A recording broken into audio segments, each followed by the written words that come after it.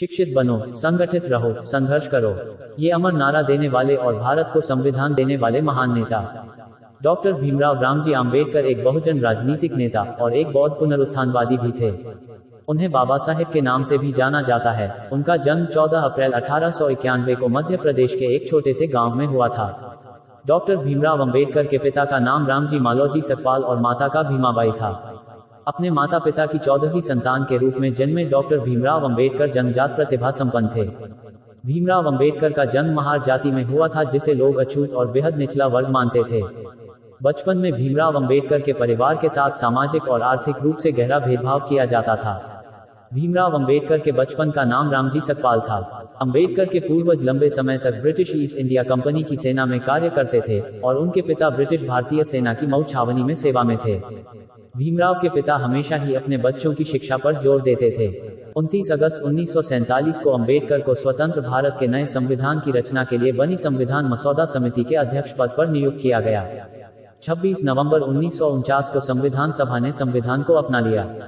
14 अक्टूबर 1956 को नागपुर में अंबेडकर ने खुद और उनके समर्थकों के लिए एक औपचारिक सार्वजनिक समारोह का आयोजन किया।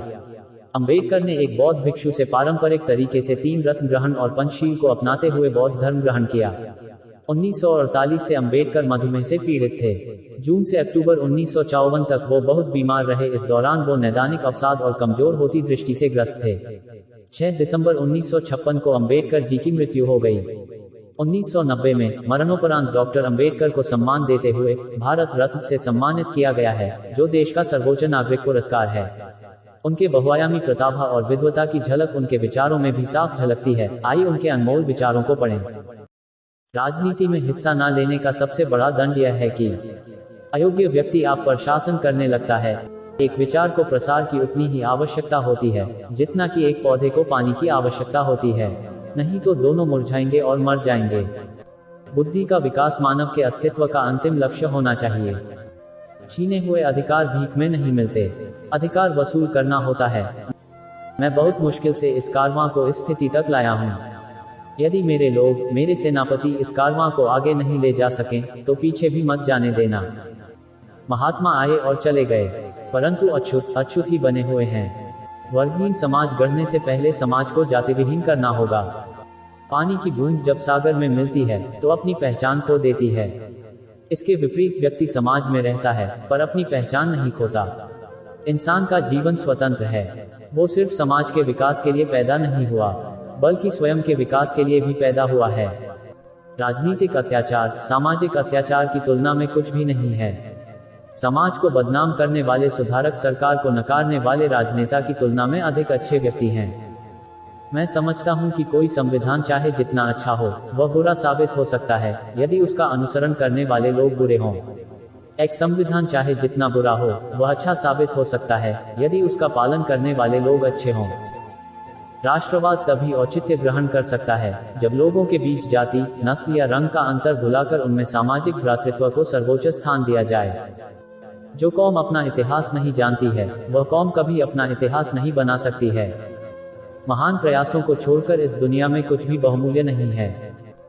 एक सफल क्रांति के लिए यह आवश्यक नहीं है कि असंतोष हो। जो आवश्यक है वह है न्याय, आवश्यकता, राजनीतिक और सामाजिक अधिकारों के महत्व पर गहन विश्वास।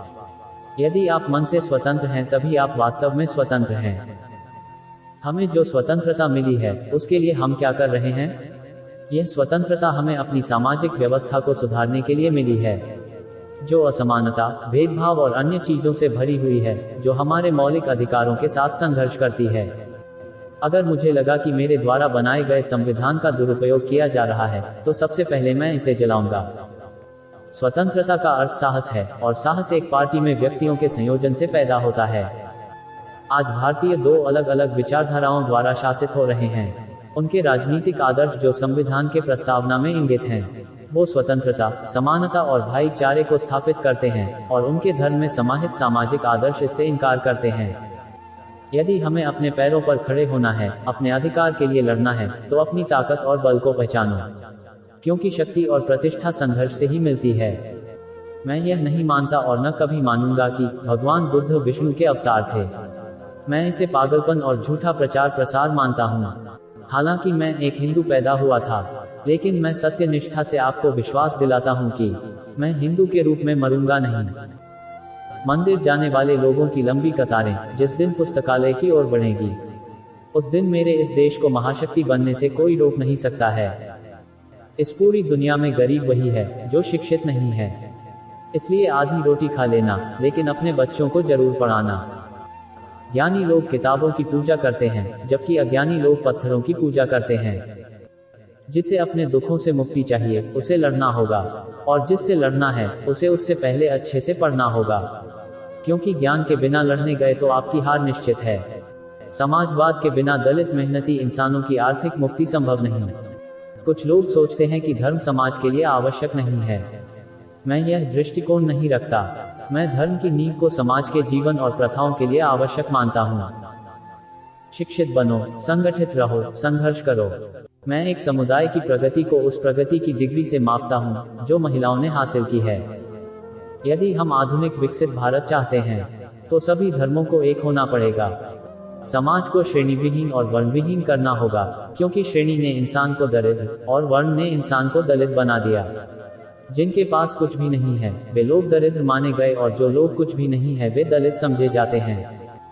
संविधान केवल वकीलों का दस्तावेज नहीं है, बल्कि यह जीवन जीने का एक माध्यम है।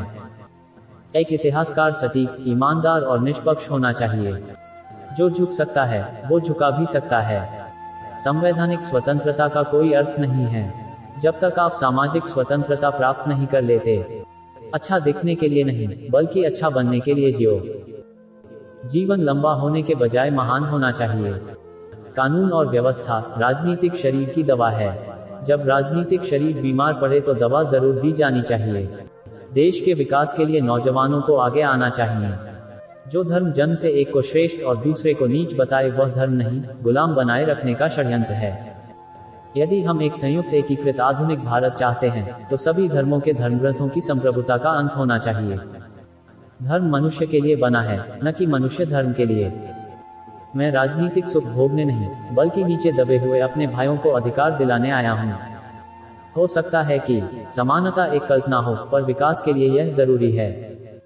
मेरी प्रशंसा और जय जयकार करने से अच्छा है मेरे दिखाए गए मार्ग पर चलो। भाग्य से ज्यादा अपने आप पर विश्वास करो। भाग्य में विश्वास रखने के बजाय शक्ति और कर्म में विश्वास रखना चाहिए।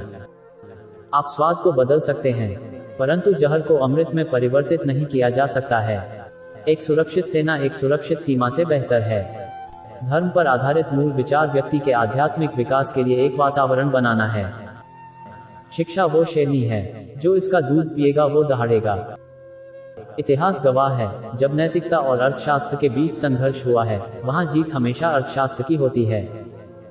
समाज में अनपढ़ लोग हैं, ये हमारे समाज की समस्या नहीं है, लेकिन जब समाज के पढ़े लिखे लोग भी गलत बातों का समर्थन करने लगते हैं और गलत को सही दिखाने के लिए अपने बुद्धि का उपयोग करते हैं, यही हमारे समाज की समस्या है। हमारे संविधान में मत का अधिकार एक ऐसी ताकत है जो कि किसी ब्रह्मास्त्र से कहीं अधिक ताकत रखता है। निहित स्वार्थों को तब तक स्वेच्छा से नहीं छोड़ा गया है जब तक कि मजबूर करने के लिए पर्याप्त बल न लगाया गया हो। मनुवाद को जड़ से समाप्त करना मेरे जीवन का प्रथम लक्ष्य है।